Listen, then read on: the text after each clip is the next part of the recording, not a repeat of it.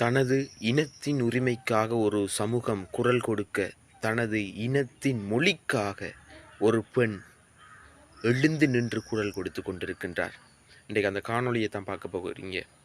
அந்த சகோதரிக்கு இந்த இடத்துல நான் உண்மையாகவே வாழ்த்துக்களை நான் தெரிவித்துக் கொள்கின்றேன்.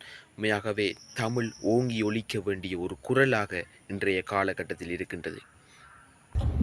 உண்மையிலே இந்த பிரதேச செயலாளர் ஒரு தமிழ் இனத்தை சேர்ந்த நீங்க உங்களுக்கு விளங்குவோம். இதுல நாங்க ஒரு நோத்தின் சேமன் என்னென்று விளங்குவோம். அவைகளுக்கு ஒரு தமிழ் மொழிபெயர்ப்பு வேணும் என்று நான் கேட்கிறேன். அதுல நீங்க செய்யாம இருக்கிறீங்க. நீங்க ஒரு தமிழ் மொழியை சேர்ந்த நீங்க கொஞ்சமாவது நீங்க இந்த அரசாங்கத்துக்கு ஏற்ற மாதிரி போகணும் யோசிக்காதீங்க.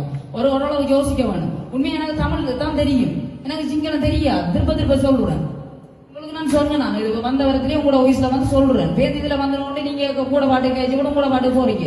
நான் இந்த மக்களை பேக்காட்டுறேன். நீங்க வந்திருக்கேன் இந்த சிங்கள மக்கள் இந்த பெரும்பான்மையின மக்களுக்காக நான் இங்க வந்திருக்கிறேன். எனக்கு ஒண்ணு தெரியாது, சும்மா இதை பார்த்துட்டு போயிடாது.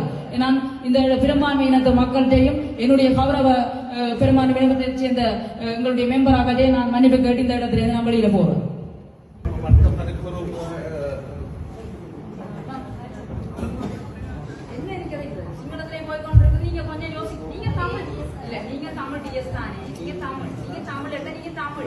என்னோட சேர்ந்த ஒரு இனம் எனக்கு சிங்களம் தெரியாது.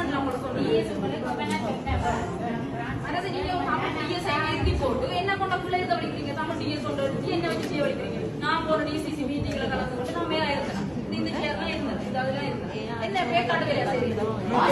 நான் ஒரு அதிகாரம் அளிக்கப்பட்ட தலைவர்